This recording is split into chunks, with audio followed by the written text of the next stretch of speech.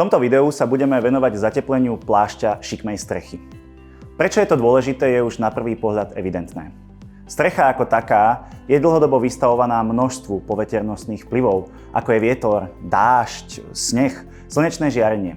A všetko toto vplýva na tepelné fungovanie domu. Predstavte si, prostredníctvom strechy štandardne uniká až 25% tepla. V prípade izolácie šikmej strechy platí jedno jednoduché pravidlo. Čím viac, tým lepšie. Nebojte sa izoláciu spraviť kľudne v hĺbke 40-50 cm, ničomu tým neublížite. Tu konkrétne vidíte fúkanú izoláciu, pri ktorej je veľmi dôležité dbať na to, aby boli všetky spoje dôkladne utesnené. Druhou možnosťou pre izoláciu šikmej strechy je využitie minerálnej vaty alebo polystyrénu.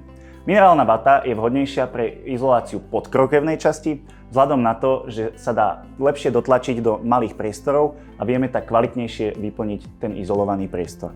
Polystyrén je naopak svojimi vlastnosťami vhodnejší pre izoláciu nadkrokevnej časti, kde ho vieme presne narezať a zabezpečuje tak dostatočnú izoláciu.